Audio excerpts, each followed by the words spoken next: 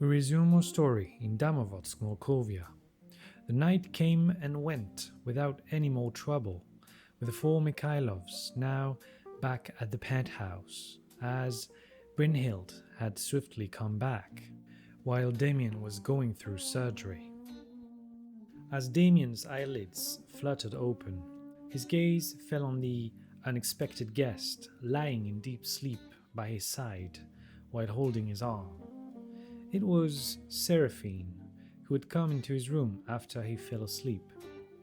Fortunately, the young woman was wearing a somewhat conservative pair of pajamas, which meant that his own integrity was still safe, for now. Amused by his own thoughts, the young man's attention was then quickly attracted to his own body. At that moment, a strange sensation of harmony between his skin and muscles appeared, as if the two had merged together. Cocking his brow, he wondered inwardly.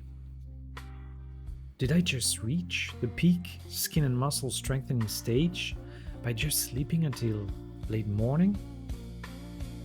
Of course, he knew the real reason was most likely his own powers, but he was confused as to why he progressed so much in just one night. Although last night was extremely dangerous, objectively, I didn't exert myself much. I mean, the only thing that was physically remarkable was the bullet I took to the stomach.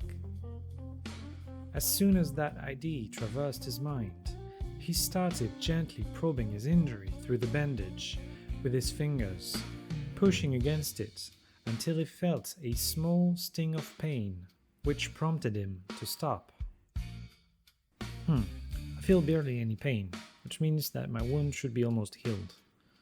Normally, for a martial artist of my level, it should take at least a few days for that to happen. In other words, his powers helped him heal way faster than others at the same level. The question, however, was if getting that injury helped his power growth as well. In any case, that was something he would have to test another time, as he did not plan on hurting himself to verify his conjecture. Instead, he gently took back his arm from Sarah's hold before leaving the warm covers and standing by the bed. As he started walking towards his wardrobe, a sudden bad smell grabbed his attention. Looking down, he noticed a thin layer of grime stuck to his skin, which was the origin of the pungent smell. Tapping the unknown substance with a finger, it felt sticky to the touch, which reminded him of something he read in the past. Is that the so-called impurity cleansing phenomenon? Is it because of my recent breakthrough? It's got to be that, right? Well, no matter the reason, he could not exactly go downstairs smelling like old sewer now, could he? Shaking his head with amusement, the young man grabbed a few pieces of clothes before walking toward the bathroom, where he took almost half an hour to wash off every bit of impurity from his skin. He even removed the bandage from his wound to carefully clean around it, though he decided to let Adeliya take care of the wound itself, since she was the professional. Once cleaned up, he looked at himself in the mirror, marveling at how smooth his skin had become, with most imperfections having disappeared. Only a few centimeter-long scar was left on his stomach, with a few thin surgical sutures barely visible over it. Aside from his skin, what was most noticeable was the shape of his muscles, which perfectly blended the concepts of lean and strength together. He also seemed to have grown 1 or 2 centimeters, but he was not sure if it was his own misconception or reality. After admiring himself in the mirror for a short while, Damian grabbed a clean towel, wiped his body dry, wore the clothes he prepared, aside from the shirt, before walking toward the first floor.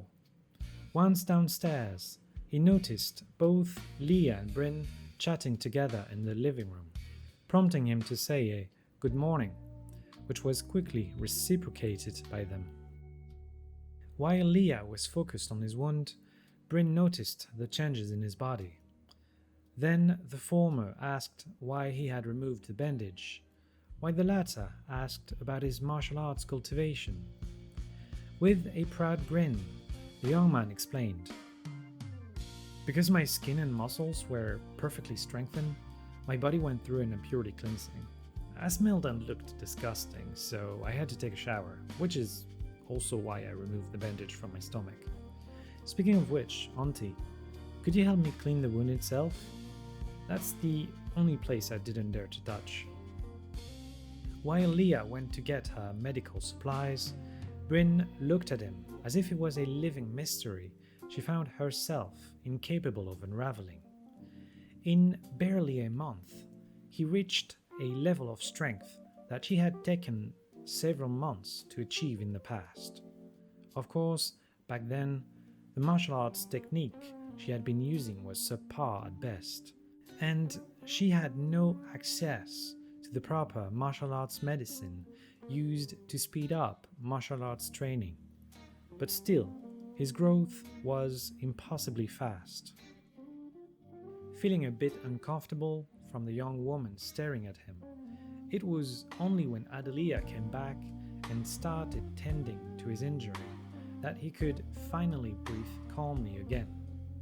After examining the wound, the middle-aged woman declared, her tone filled with amazement, "God, your wound already formed a fresh scar. Although it is still sensitive, by tomorrow you should be able to train as usual. Just avoid any sparring for an additional day after that, and you should be completely fine. Anyway, come with me to my office. I'll take out the stitches from the wound, since they've become more of a hindrance than anything else, really."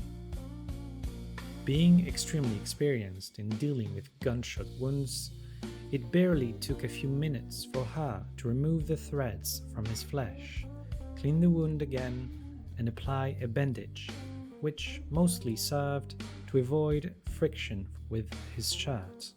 After she was done, she patted his shoulder while saying, "You're good to go." Then she asked him to join her and Bryn in the living room, as there was something they had to discuss. As for Sarah, she would be informed later when she woke up. Once seated on the large white sofa, she started, "I won't beat around the bush. Yesterday, Yakovich gave me the number of someone who could supposedly help us deal with our current situation. How is anyone's guess, but I believe it's worth a shot. After all, the kind of men Petrovich has sent yesterday are a dime a dozen in Damovatsk, so even if he lost those 3, it won't shake him at all. He might even send stronger people carrying more powerful guns. Although you're strong, Bryn, there's still a limit to what you can do."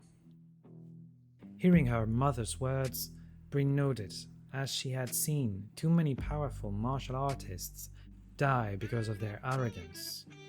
Know your worth and prepare for the unexpected. In a curious tone, the tall redhead asked, "So, where can we find that person?"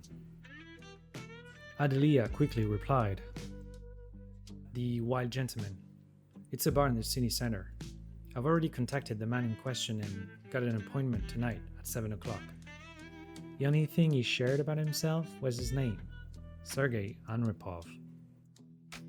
Tilting her head slightly, Bryn asked, "From the Anropov family?" Shrugging her shoulders, Adeliya simply responded with a "I don't know," before asking who wished to come with her to the appointment. With Damian's current strength, and since they were to meet the man in a public space, they decided that he would follow her while Bryn would stay at the penthouse to protect her younger sister. After they made their decision, Damian asked Brynhild to teach him the next stage of her martial arts technique, which would allow him to refine his tendons and bones. Whether it was because he was innately gifted or because his parts helped him reshape his talent, the young man was quick to gain a preliminary understanding of the technique. To put it simply, one had to use a special vibration to shake the tendons while using a special medicine to nourish them at the same time. The result was that the tendons would become much more flexible and resilient, granting greater strength and explosive power.